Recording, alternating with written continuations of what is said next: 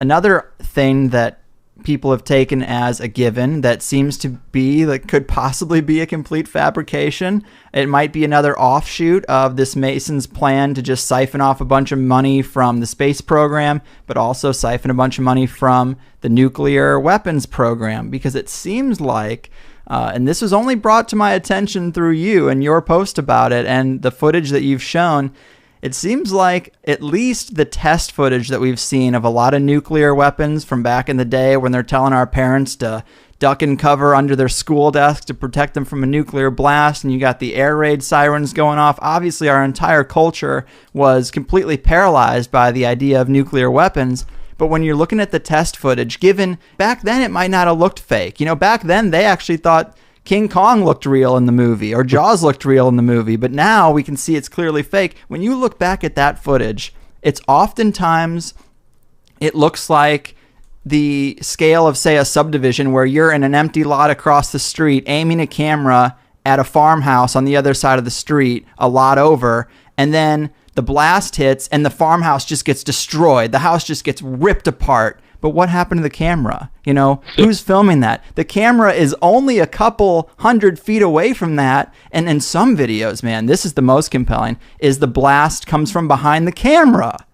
What the hell is that? The blast comes from behind the camera and the house gets blown away out into the background of the shot. And you're like, what kind of camera in that day and age could survive that blast, but an entire building can't? I mean, it seems way out there. You've changed my mind on a little of this. You dipped my needle further into the fringe for sure.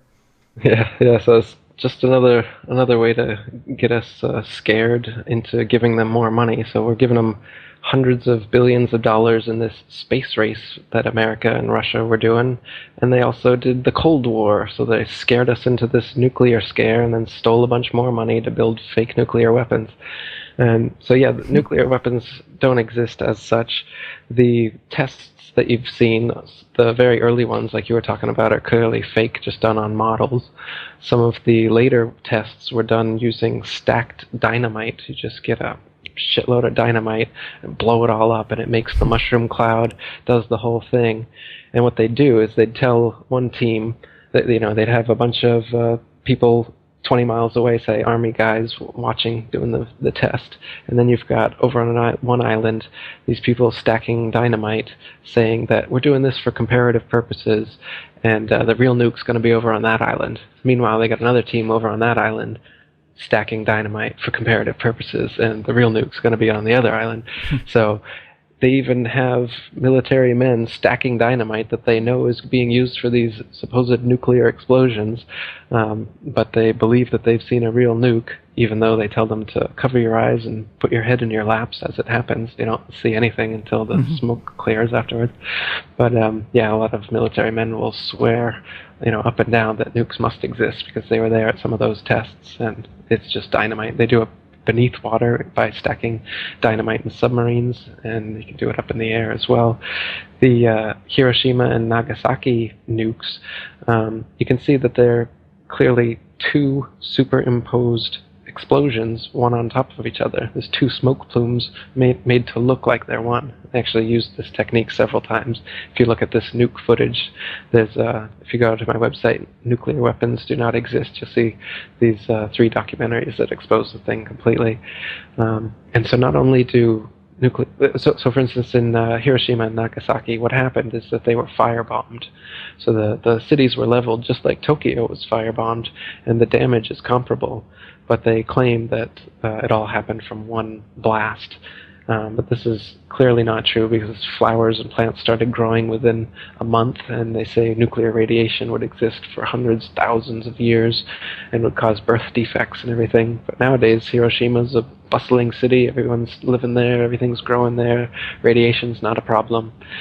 There is some radiation after any explosion, so you would be able to go there with a Geiger counter and get some radiation, especially right afterwards, but it dies down quite quickly. And nuclear power, one of the most prominent nuclear physicists in America, he's dead now, Galen Windsor. He was involved in setting up most of the nuclear power plants in America.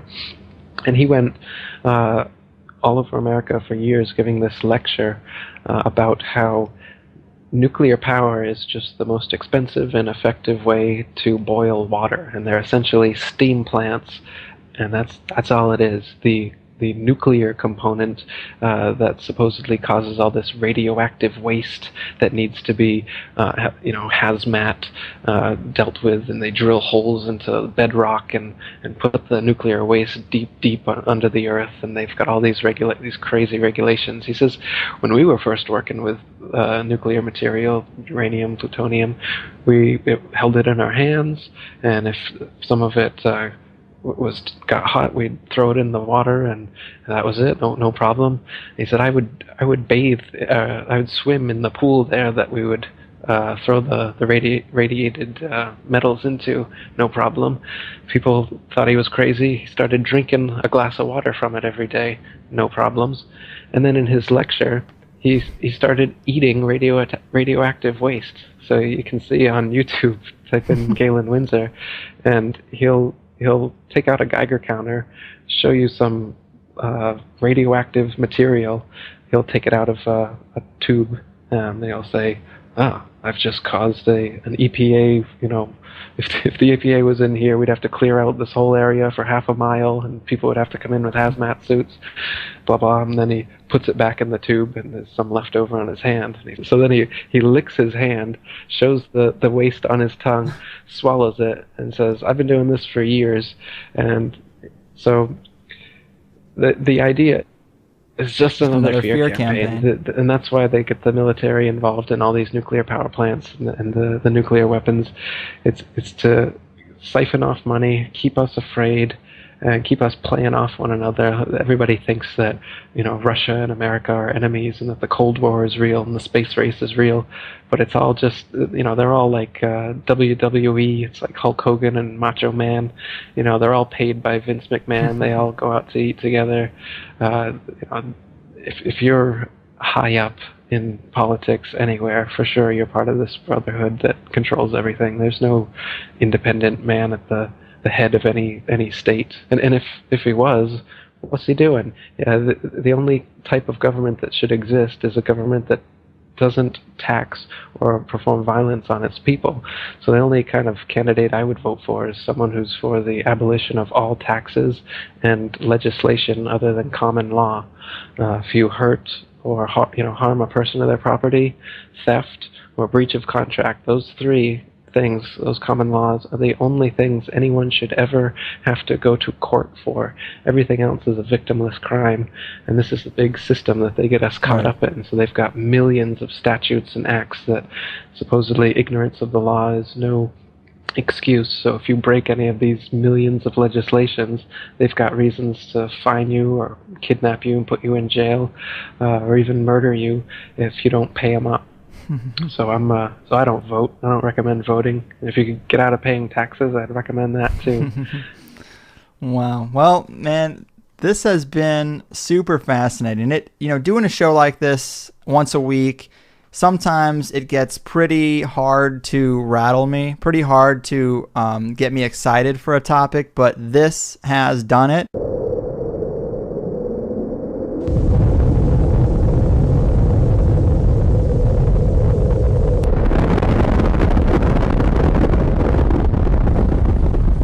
Do nuclear bombs exist?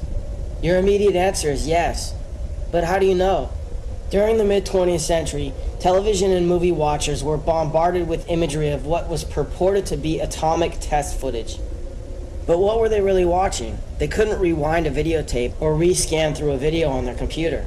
So what option did they have but to accept these images at their face value? Now we have opportunity to scrutinize these images to see if they hold up to analysis. Take a look at these trees.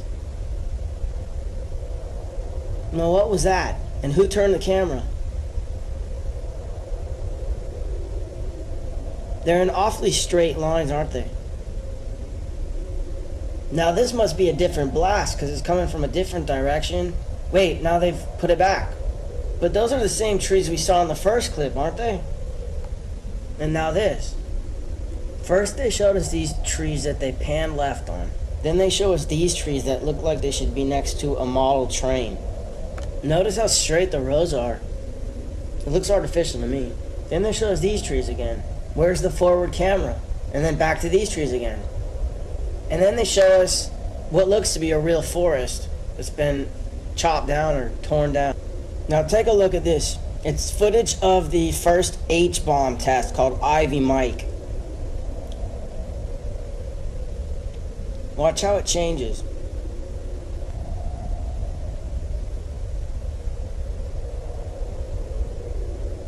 That's a composite. Then it morphs into this. It looks like a completely separate explosion. Now take a look at the frame before the explosion and then the one after. These frames were cut together. Why? Then this frame was cut to this, which looks like the sun to me. It looks like they're zooming in on the sun. Maybe a composite because the clouds aren't moving. Then they introduced some sort of liquid. It looks like a laboratory concoction in composite with the sun. Next is Operation Dominic Fireballs in the Yukon. What does that look like to you? Watch it again. It's the sun.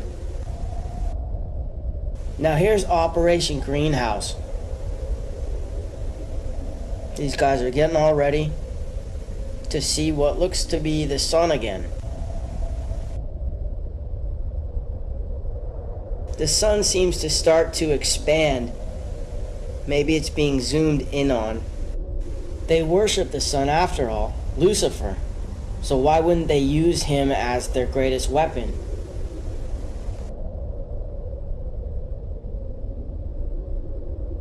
And who headed up the whole program? None other than J. Robert Oppenheimer of the Oppenheimer family, who is reputed to have been the original financiers who got the Rothschilds started in Frankfurt, Germany in the 18th century. He should do his duty, and to impress him, takes on his multi-armed form and says, "Now I am become death, the destroyer of worlds." You're thinking, what about Hiroshima? Is that Hiroshima? Is that Hiroshima?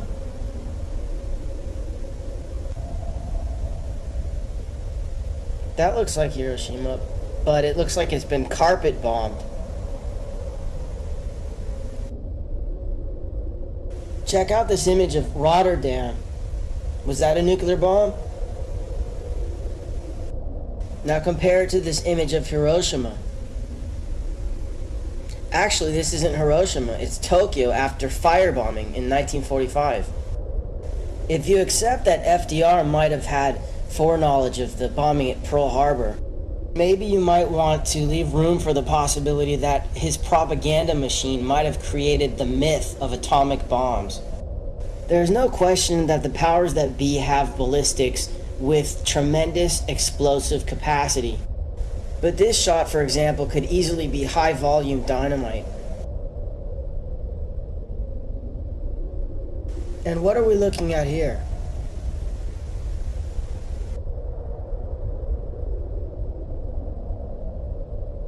Take a look at this house again. Whatever was strong enough to blow it to smithereens wasn't strong enough to even shake the camera. And look how high up the camera position is. Are we looking at another model? Now look at this bus and this car. Whatever's blowing them up is not moving the camera. And this building seems to blow up from the inside. Everything gets blown every which way except for the camera.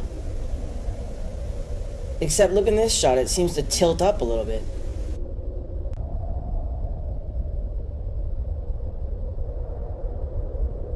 Now this is one of my favorites. Watch the two guys behind the glass.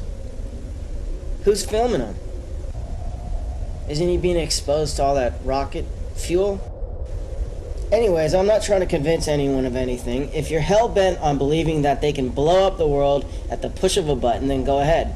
But next time you hear a politician justifying the invasion of a country based on the fact that they supposedly have weapons of mass destruction, realize that they're not only lying about the other country supposedly possessing weapons of mass destruction, they also may be lying about the very existence of weapons of mass destruction.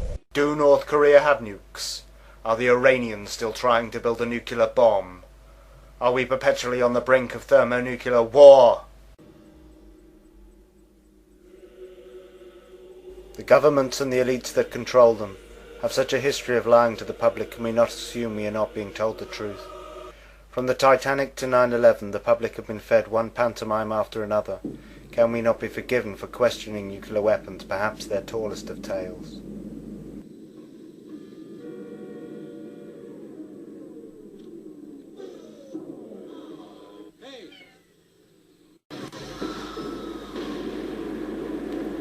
All this time has passed and still no nuclear war.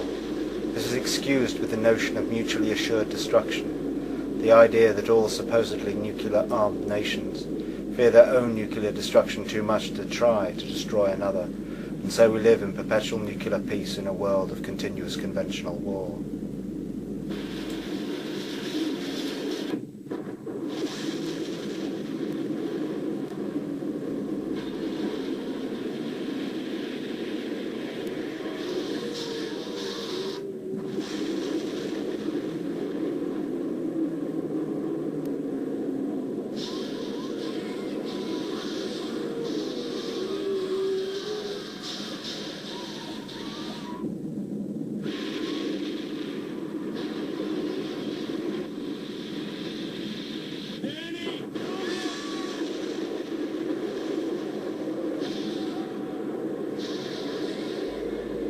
What if all war was a fraud, the banking elite controlling all sides, all playing for a draw, not trying to defeat their enemy but controlling their populations with fear? Why not forget the weapons and simulate it all on computers? It's a bluff, John. Call it on. No, it's not a bluff. It's real. Hello, General Barringer. Stephen Falcon. Mr. Falcon, you picked a hell of a day for a visit. General, what you see on these screens up here is a fantasy, a computer-enhanced hallucination. Those blips are not real missiles, they're phantoms. Jack, there's nothing to indicate a simulation at all. Everything's working perfectly. But does it make any sense? Does what make any sense?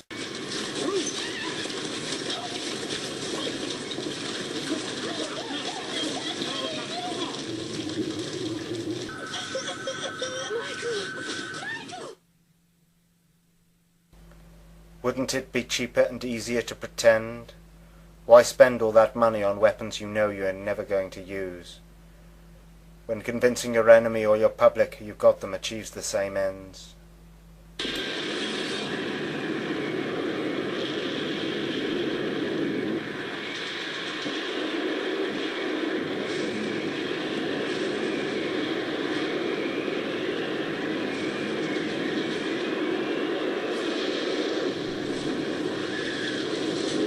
Would the elites want to endanger themselves with nuclear weapons considering what they can supposedly do? Do they want to destroy the world, to hide underground in bunkers, or is that just what they want you to think? They haven't done it yet, and I wouldn't hold your breath. Why have lots of nukes pointed at each other? Why not just have one very big one each, powerful enough to destroy the world? Would it not offer the same protection? If nuclear weapons exist, why do they tell us? Why aren't they kept secret? Surely it would be the best way to prevent them from proliferating. They are so secretive about all their other weapon systems, like HARP, directed energy weapons, railguns and coil guns and rods of God or kinetic weapons. Real or not, nuclear weapons are weapons of propaganda, designed to fill the public with fear, through which the elites control the population of the world.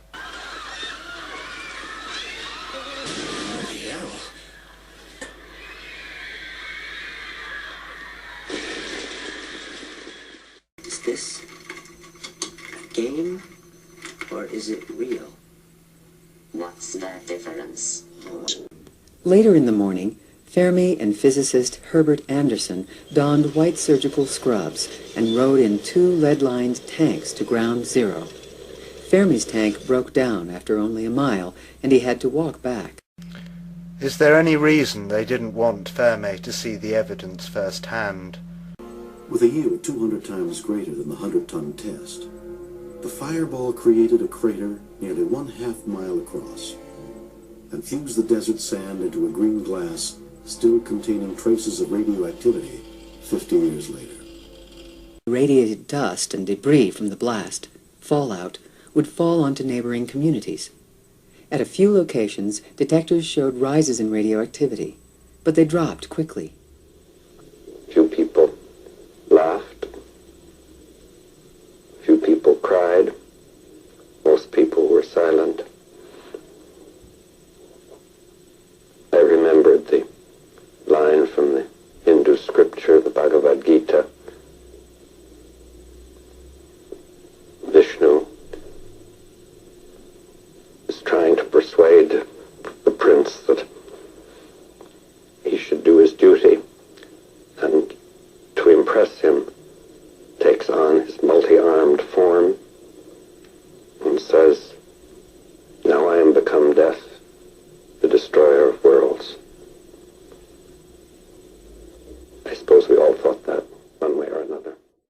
The explosions were mostly created using large towers of hundreds of tons of TNT.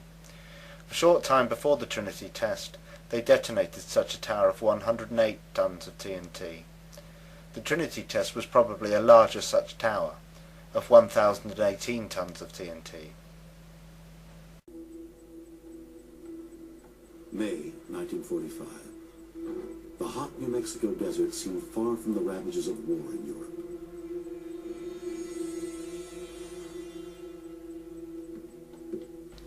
The trick relies on encouraging people to believe a big explosion is a massive one. With eyewitnesses, this is achieved through distance. From a distance, it is difficult to know how big an explosion is. Most will accept it as being as big as they are told it is. It was very big after all. The trick also relies on people's propensity to exaggerate when recalling experience. It would have been the biggest explosion any of them had ever seen, and so they are likely to tell anyone who asks that it was big, in fact very big. They are unlikely to play it down and say, well, it wasn't all that big actually. For many of them it would have been the most interesting thing that had ever happened in their lives, and so they would tend to big it up. In order to accurately calibrate the instrumentation for the test, another test, one using only high explosives, was needed. A dress rehearsal of 100 tons of TNT was planned for. Hundreds of crates of high explosives were stacked on the platform of a 20-foot tower. Tubes of low-level nuclear material were scattered throughout the explosives to simulate the radioactive products of a nuclear blast. Everything was set to a scale to match the expected effects of the nuclear test shot. On May 7th, the high explosive was detonated. The orange fireball was seen 60 miles away.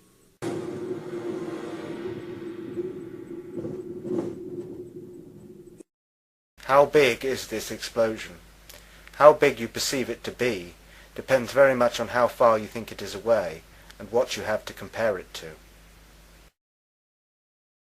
The myth of the blinding light that supposedly makes nuclear bombs distinct from conventional ones is achieved using floodlighting and possibly mirrors, and possibly through the burning of elements such as magnesium within the explosion itself. It is often illustrated to the public with shots of extreme shadowing, which can easily be created in a studio.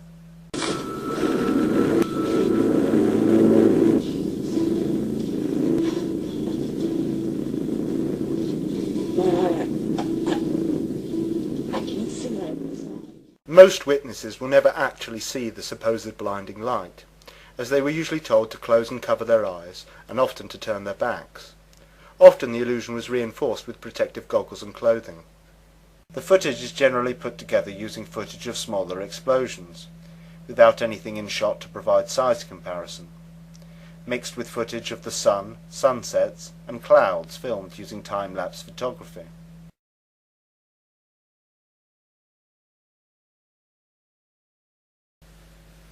There is little or no unedited footage provided to the public.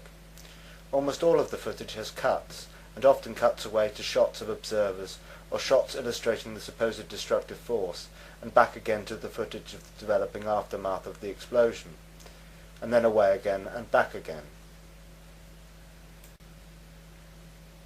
And so, the public rarely sees a so-called nuclear explosion complete in one continuous sequence. Mushroom clouds are not unique to so-called nuclear explosions. The illusion of nuclear weapons was also manufactured with the use of very large conventional bombs, fuel air bombs or thermobaric or vacuum bombs. Up close and from a distance, they could easily be mistaken for mythical, much larger so-called nuclear bombs. But it was one unique conventional bomb that was the climax of high explosives in Vietnam. Called Big Blue 82, it was a blockbuster that caused injuries for miles. At 15,000 pounds, a single bomb was the entire cargo for the journey into hostile airspace.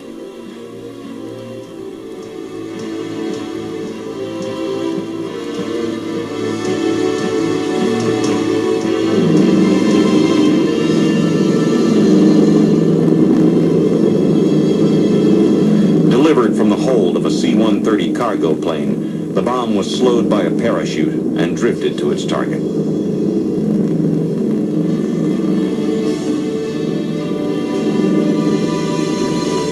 When it exploded, the crater was enormous and the destruction total. You're about to witness the mother of all bombs.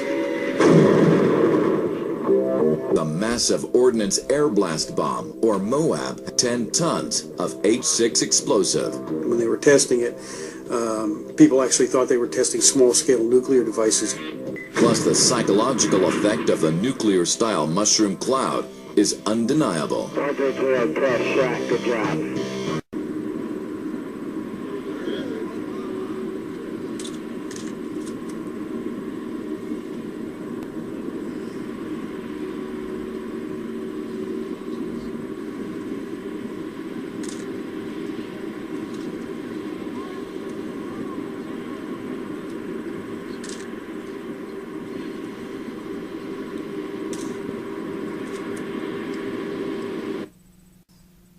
Russian military has announced the testing of a vacuum explosive device that unleashes a shockwave with the power of a nuclear weapon, according to Russian scientists. U.S. forces have used a thermobaric bomb, which works on similar principles, in their campaign against al-Qaeda and Taliban forces. The first and most obvious question people ask when confronted with the idea that nuclear weapons may be a hoax is, what about Hiroshima and Nagasaki? While the scientists at Trinity site waited for the test in the New Mexico desert, the primary components of the gun-type uranium weapon were being hoisted aboard the cruiser Indianapolis. The ship set sail for the Pacific island of Tinian in the Marianas. A few weeks later, on August 6, 1945, a B-29 named Enola Gay took off in the early morning hours. Just after 8 a.m., it dropped the weapon named Little Boy, which exploded approximately 1,000 feet over the Japanese city of Hiroshima. Boom! The uranium gun weapon, or Little Boy bomb, was a simple design, and scientists were confident it would work without testing. Designers considered a test prior to combat use unnecessary and impossible, since there was only enough U-235 for one bomb. And so Little Boy goes into combat as an untested weapon. In the past 24 hours, 4 heavily loaded B-29s have crashed on takeoff.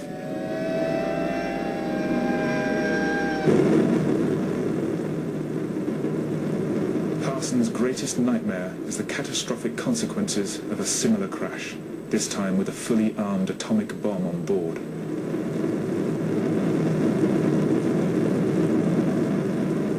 Disregarding months of planning, he makes a last-minute decision to attempt the arming of the bomb in the air and not on the ground, something which has never been tried outside the controlled, sterile environment of the laboratory.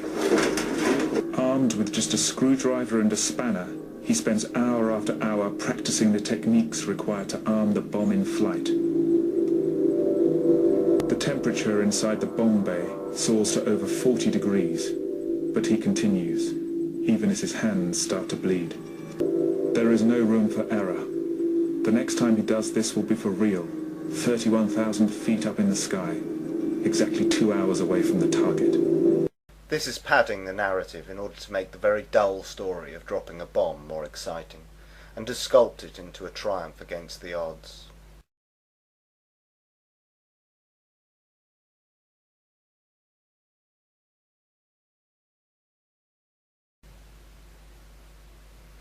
The footage of the mushroom cloud over Hiroshima appears to be two plumes of smoke filmed in such a way as to make it look like one larger plume of smoke.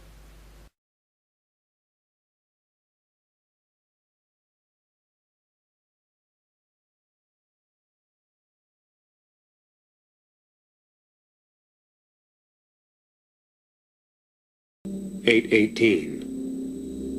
My God, what have we done?"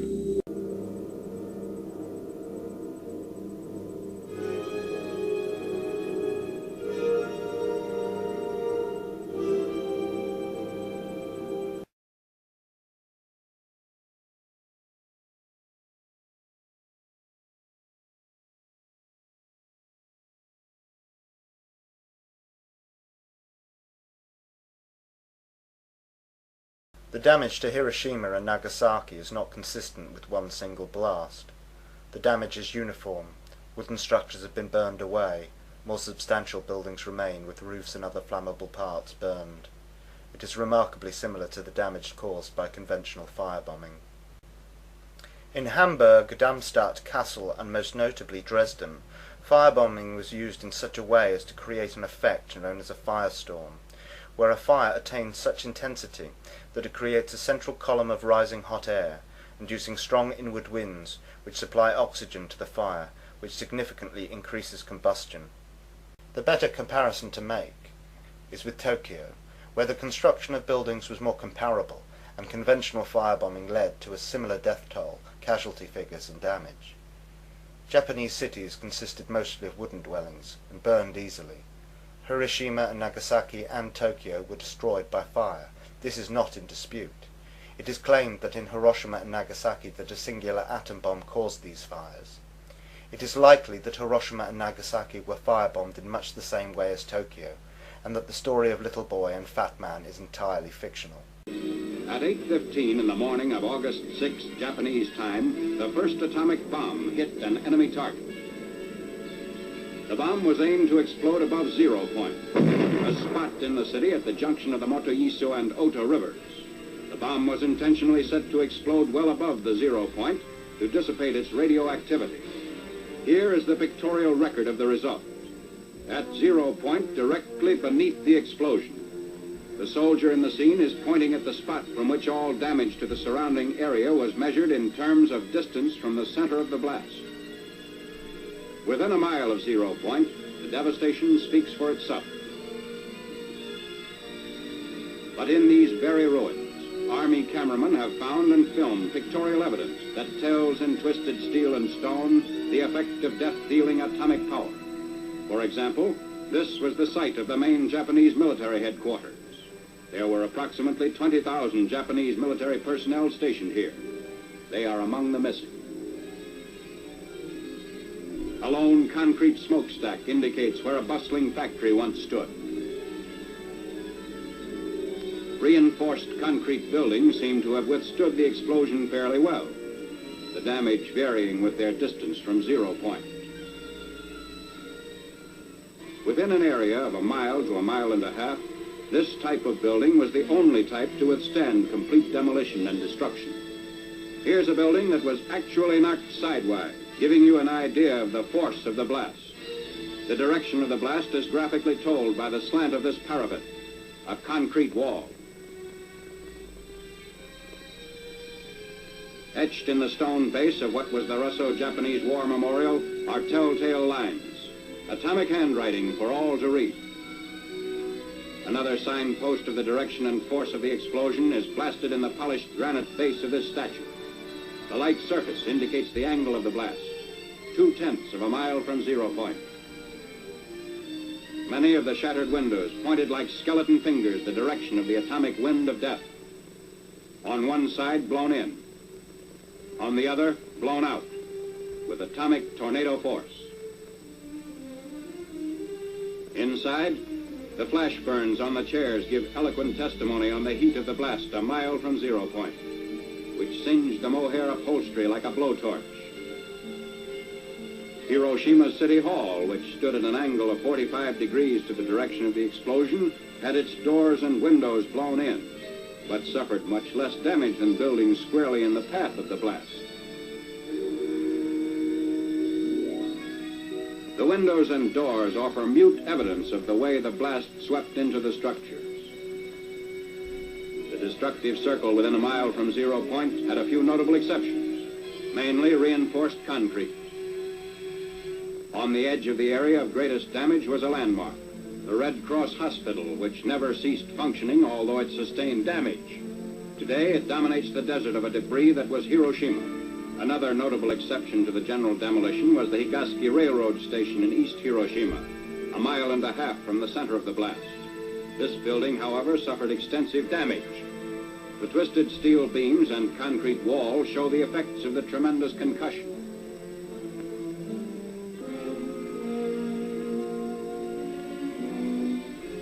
What's left of the Commercial Museum, within 2/10 of a mile of 0 point, also gives indication of the tremendous push of the explosion. The downward force of the blast turned the roof of the Commercial Museum into a reservoir. Amazingly enough, bridges did not suffer too badly at Hiroshima. This steel rail bridge, 1 mile from 0 point, had the side toward the explosion virtually blasted by flying particles, which removed almost all the paint. But the side away from the explosion did not need a new paint job. Roads in the area fared better than buildings or bridges. Shortly after the fires died down, traffic was resumed. Today, these highways through the ruins are again in use. Beside our military traffic trudge the survivors of vanished Hiroshima, the first city in history to be atom-bombed into oblivion. It would be easy to ensure the bomber crews responsible for the firebombing of Hiroshima and Nagasaki didn't survive the war. And it would be easy to convince people to lie, with bribes and with the idea that it is a noble lie that would bring an end to the war.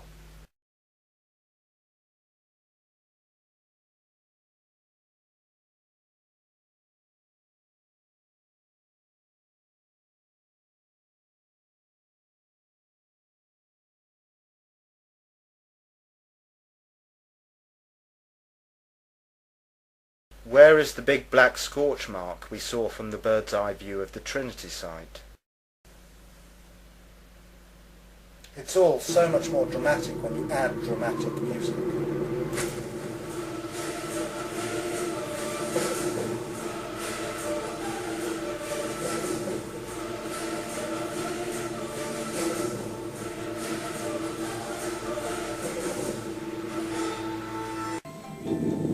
Although Trinity had been a success, questions remained about Fat Man.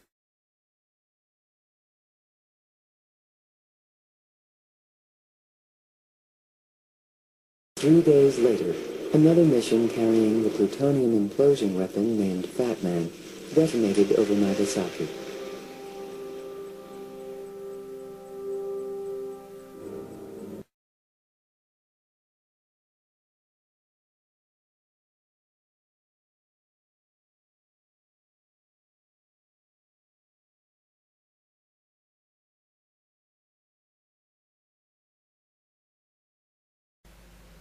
Cue the dramatic music.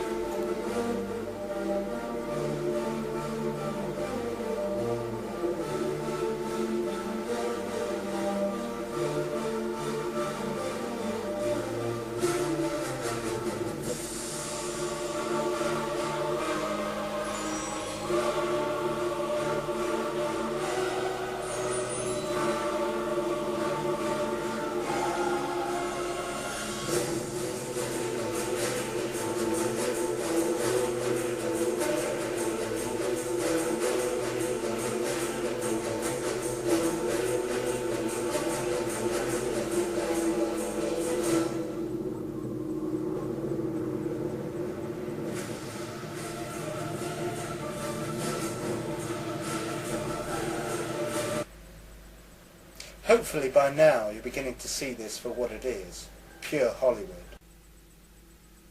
The uranium gun weapon, or little boy bomb, was detonated over Hiroshima at an altitude of 1,800 feet, the height to achieve maximum blast effect. 3 days later, the Fat Man implosion bomb was detonated over Nagasaki.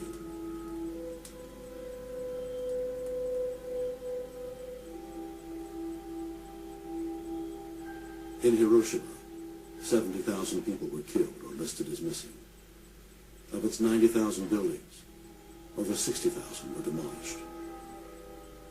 The implosion bomb dropped on Nagasaki took the lives of 42,000 people and injured 40,000 more. It destroyed 39% of all the buildings in the city. With a yield of 20 kilotons, similar to that of Trinity, this weapon would be considered a nominal atomic bomb and provide a blueprint for all future nuclear weapons. These skulls in the foreground are very illustrative. Throw in a nice emotive baby playing in the rubble. Burn victims are in no way evidence of nuclear detonation. Standard heat will cause burns. Burn victims are indicative of firebombing. Radiation is also not proof of nuclear detonation. Radiation can easily be faked. It merely needs to be claimed. But as we have seen from the TNT test at Los Alamos, radioactive material can be spread by conventional explosives, and so presumably conventional bombs. However, there is no significant evidence of any long-term radiological contamination of either Hiroshima or Nagasaki. After Hiroshima and Nagasaki, the American military proceeded to stretch the truth even further than they had before. Next came Operation Crossroads at Bikini Atoll. Crossroads consisted of 2 tests, the first codenamed Able, the second codenamed Baker. The supposed purpose of Crossroads was to test the effect of nukes on naval hardware, though many say it was a way of getting rid of surplus military ships left over from the war. The bomb will not start a chain reaction in the water, converting it all to gas and letting all the ships on all the oceans drop down to the bottom. It will not blow out the bottom of the sea and let all the water run down the hole. It will not destroy gravity. I am not an atomic playboy, as one of my critics labeled me, exploding these bombs to satisfy my personal whim. By dismissing the absurd, you can camouflage the ridiculous as plausible. Able, supposedly dropped from a plane, was likely a large conventional bomb.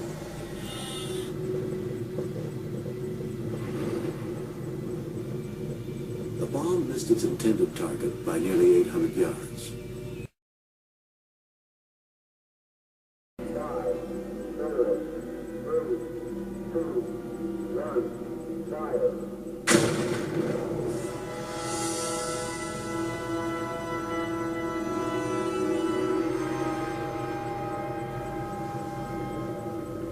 Baker, a much bigger explosion, was probably large amounts of submerged explosives.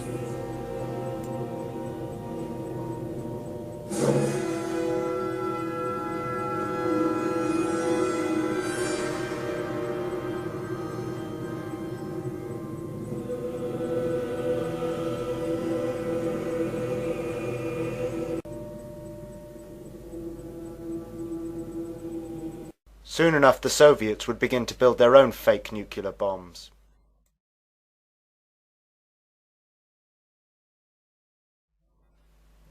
August 29th, 1949.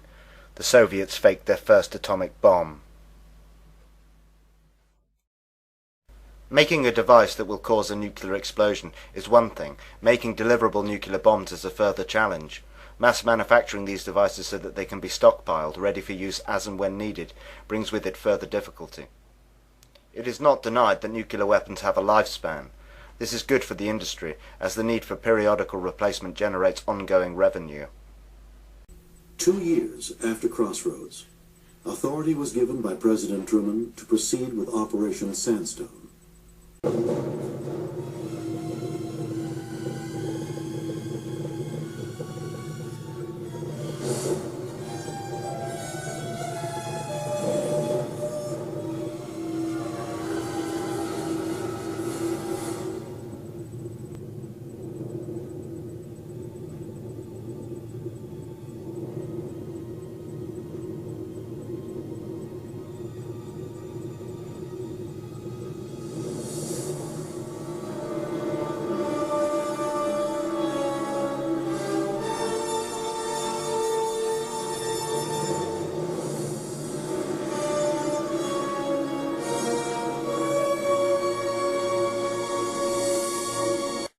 three devices utilized on Sandstone employed new technology to double the explosive force of the bomb, using the same amount of plutonium spent over Nagasaki.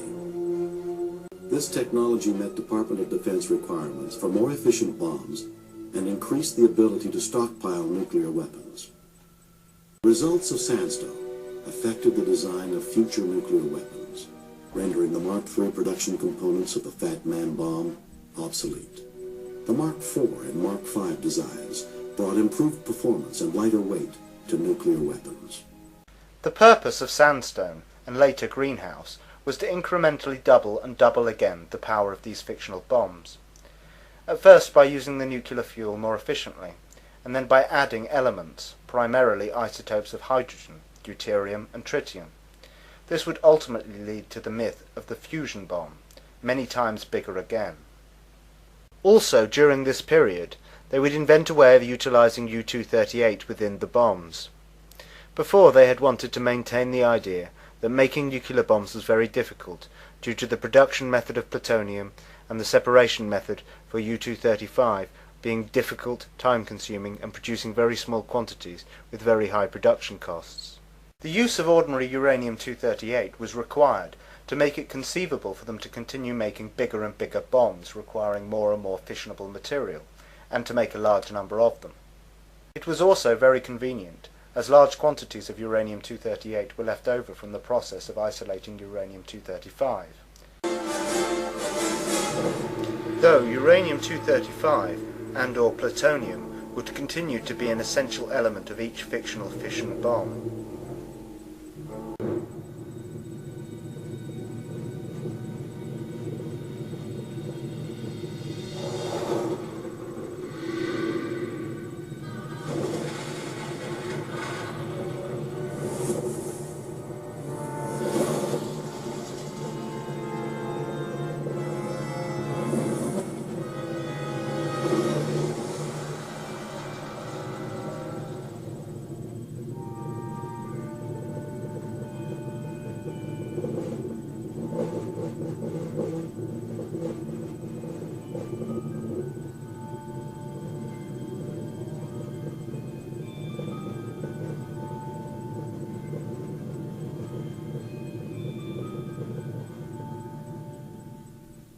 A fourth test on Operation Greenhouse was the item test, about a 45.5 kiloton test in which tritium was burned in the very center of the nuclear explosion.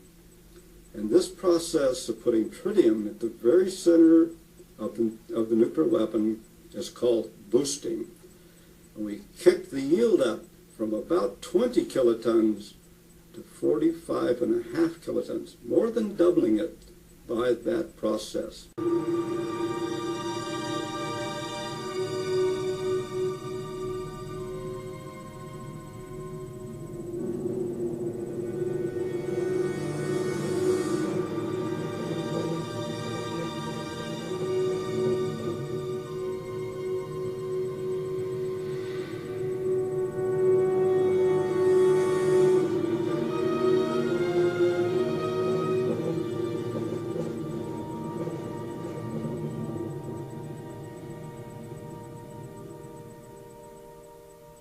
Another of the events on Greenhouse was the George event. Now, George is a large 225 kiloton weapon that was used to burn a deuterium capsule. And this is the first of our thermonuclear weapon experiments to ever be conducted.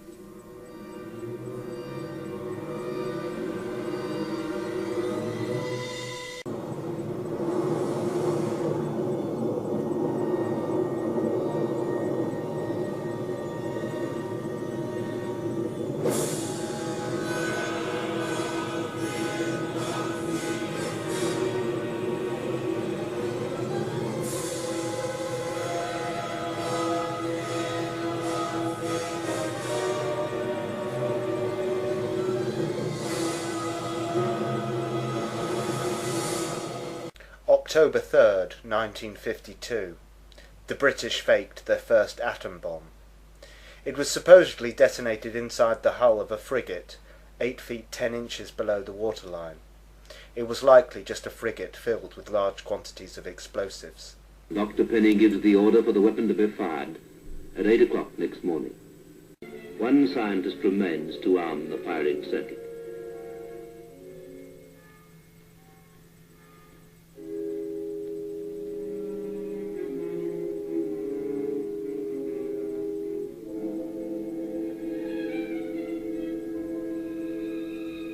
Connect the batteries. 1, 2.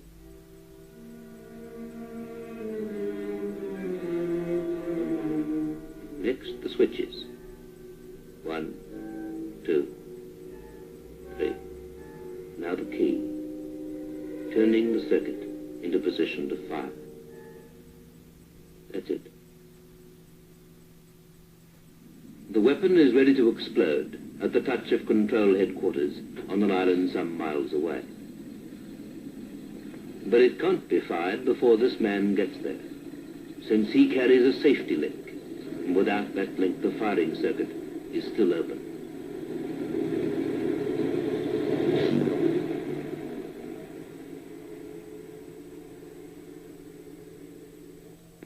Inside headquarters, the rest of the control party are waiting at their instruments. In the half-light of the control room, the safety link is delivered to the controller. The final process of firing can now be set in train. Time bracket open. Fox George, this is How 1. Pass your message, over. Hello, How 1, this is Fox George. Phase pattern completed. Over. Understand. Phase Saturn completed. Out. Right. You can put the safety key in now. Safety link in. Circuit complete. Can we have the all-ready signals, please? Mr. Abercrombie, please. Thank you.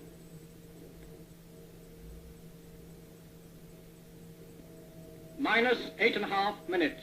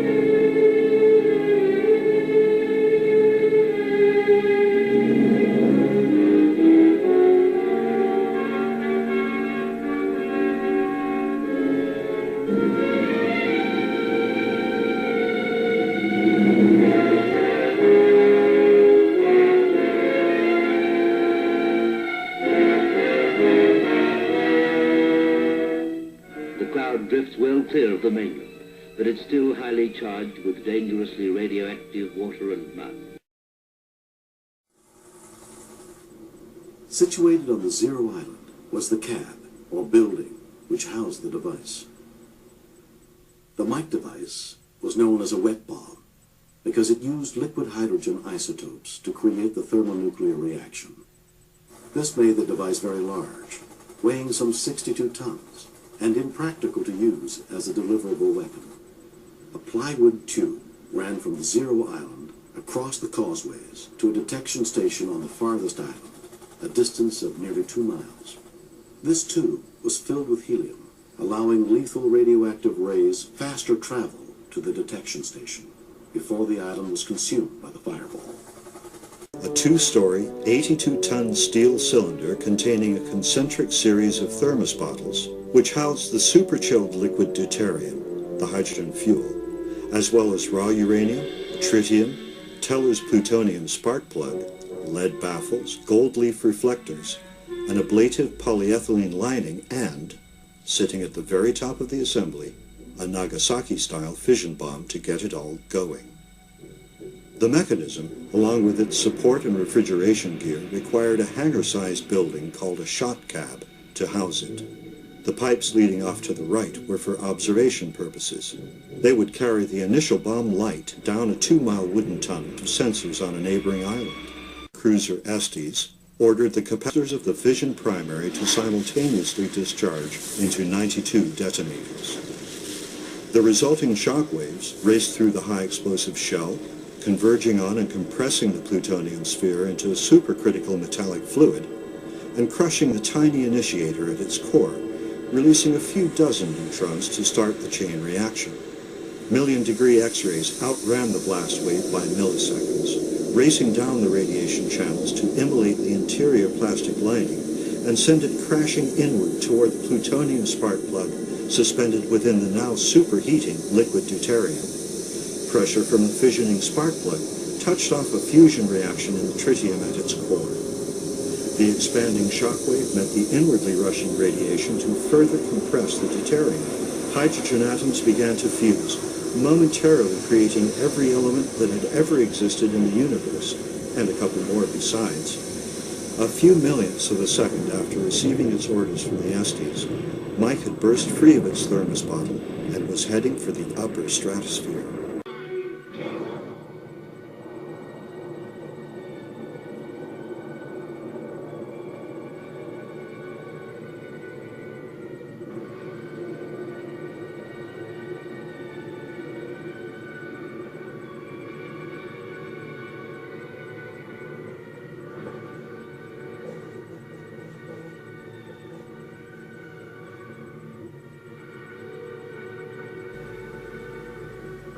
Fusion bombs were most commonly referred to as hydrogen or H-bombs.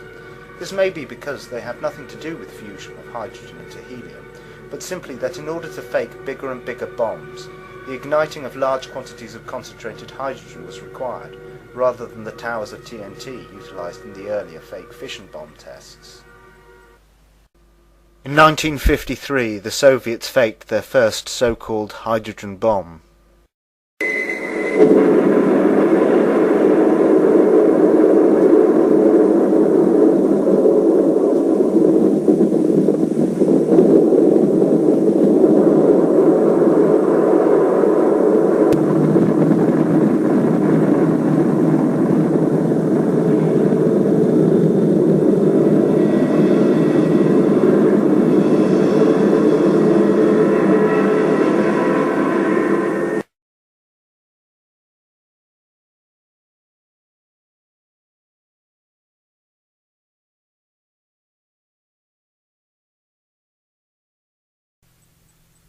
In the spring of 1953, the Atomic Energy Commission and the Department of Defense conducted 11 nuclear weapon tests in Nevada under the code name Upshot Knothole. The first of the events, codenamed Encore, was a 27-kiloton nuclear device airdropped and detonated at about 2,800 feet, Grable, and it was delivered by the Army's new artillery cannon.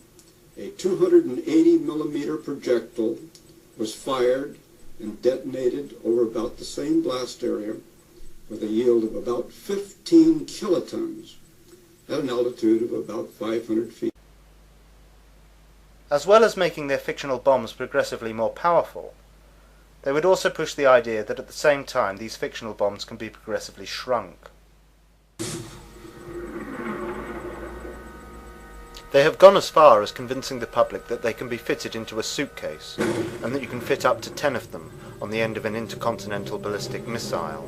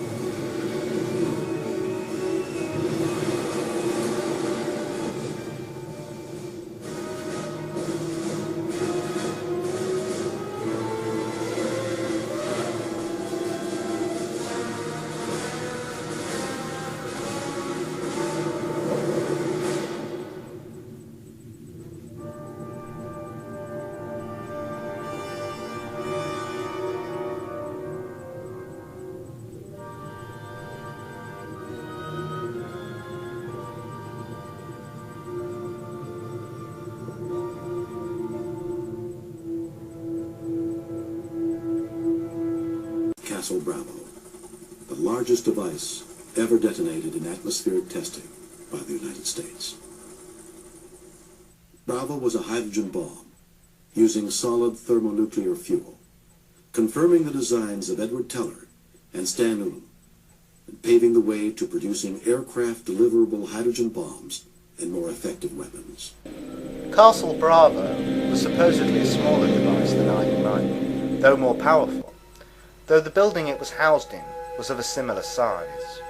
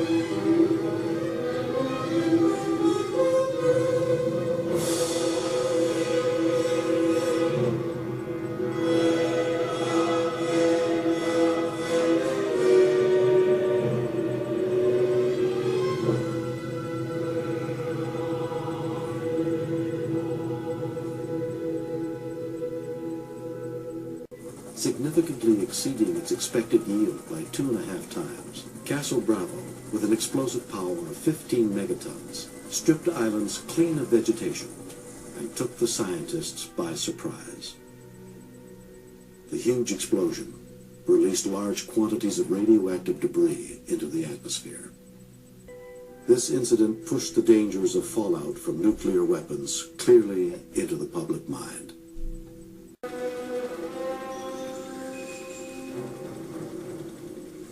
Almost 9 years had passed since the cancellation of the deep underwater test on Operation Crossroads. That test was finally conducted as Operation Wigwam.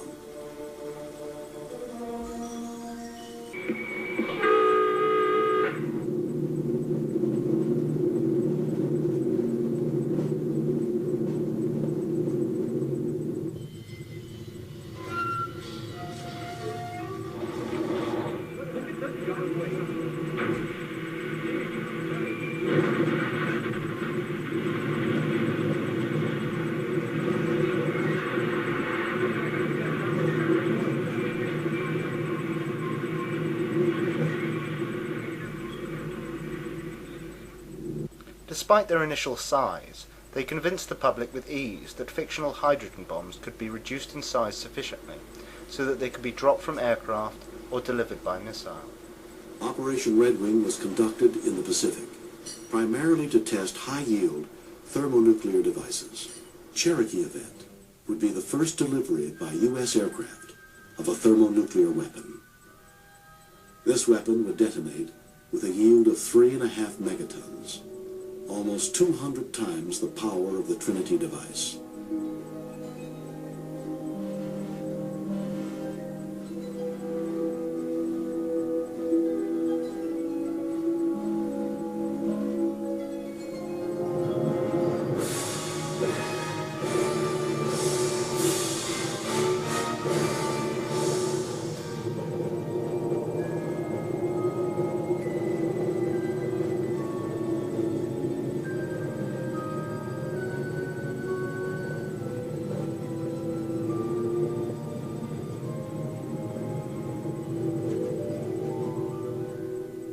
General Bernard A. Schriever is one of the first to suggest the H-bomb should be miniaturized to fit on an intercontinental ballistic missile, or ICBM.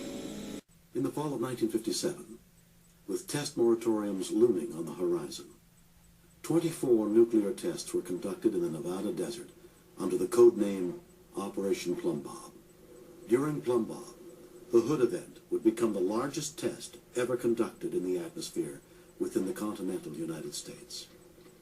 Hood, a 74-kiloton device, was suspended 1,500 feet above the desert floor on a balloon.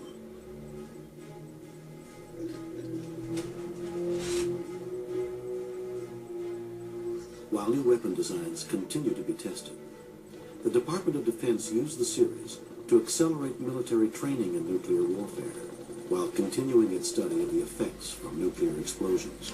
Much of the nuclear testing was designed in such a way as to expose as many military personnel to the hoax as possible, so that they would perpetuate the myth by word of mouth, and so that as many people as possible would have an uncle or some other relative who was involved, and so would like to consider nuclear weapons a reality.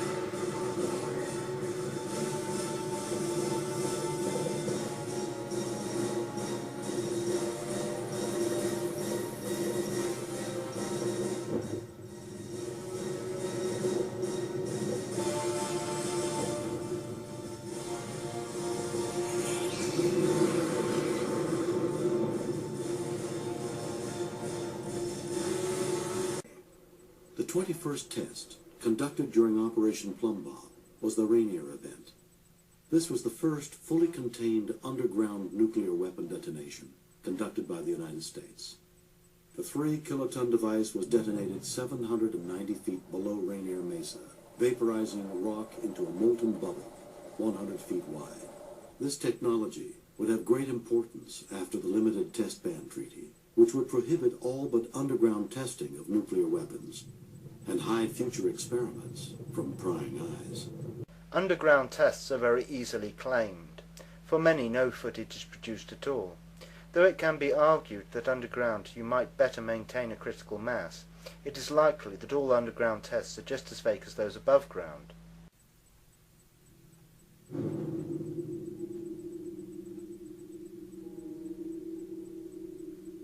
During Operation Hardtack, the United States detonated 35 nuclear devices, as many as had been fired in all prior Pacific tests. By now, nuclear weapon tests were perceived in large part as saber-rattling, increasing the international tensions that could lead to all-out nuclear war.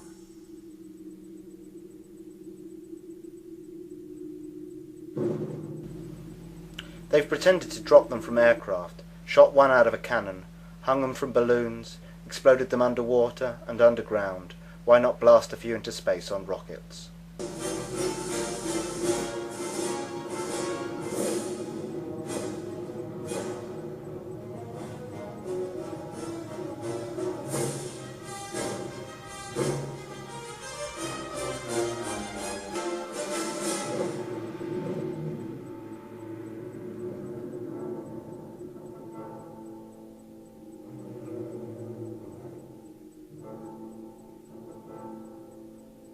TEC, with a yield of 3.8 megatons, detonated nearly 50 miles above the surface of the Earth. The detonation created a violent magnetic disturbance in the atmosphere known as EMP, or electromagnetic pulse. This phenomena silenced radio transmissions for nearly 8 hours and damaged electrical circuits from Hawaii to New Zealand.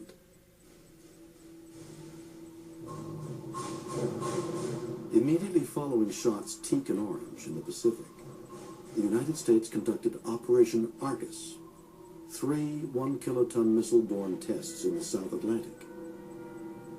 The objective of the Argus experiment was to take a close look at the phenomena associated with the trapping in the Earth's magnetic field of relativistic electrons produced by nuclear detonations at very high altitudes. It was necessary to learn the governing parameters of these phenomena so we could make reliable estimates of their military importance. There seemed to be a good possibility that they were very important, and for that reason, there was a pressure on this entire operation to secure quick results. A fleet consisting of 9 ships headed out for the South Atlantic. It is here that the Earth's magnetic field dips to its lowest point in what is known as the South Atlantic anomaly. 3 X-17A missiles are launched from the deck of the USS Norton Sound.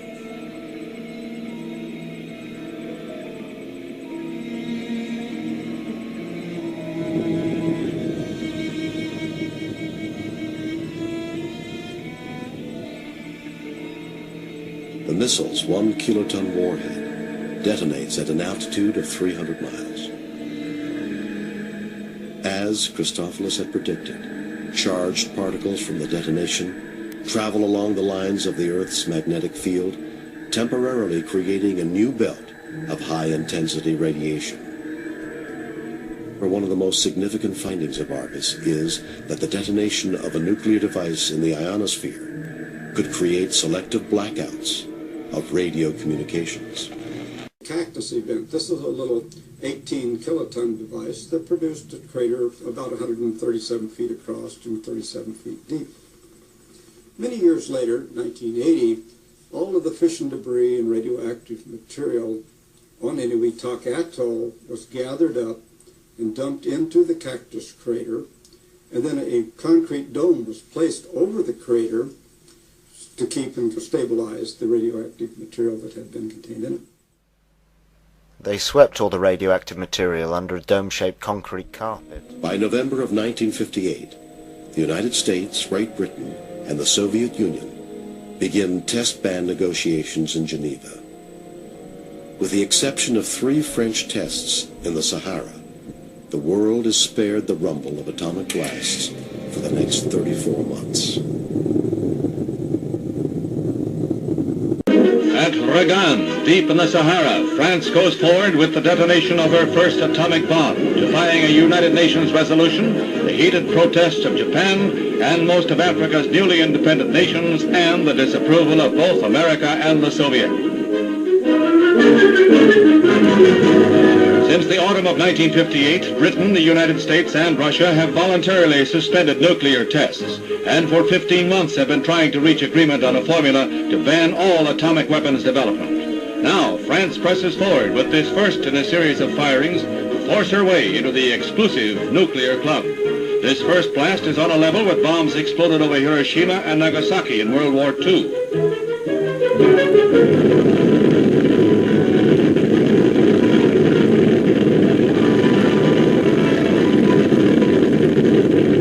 The 250th 50th nuclear weapon explosion in history carries France a step further towards General de Gaulle's dream of national glory restored. Within 2 years, a dozen Atlas D missiles are deployed and operational. The first hardened squadron of Atlas launchers are turned over to the Strategic Air Command in August 1960. The missiles are deployed within blast-protected structures called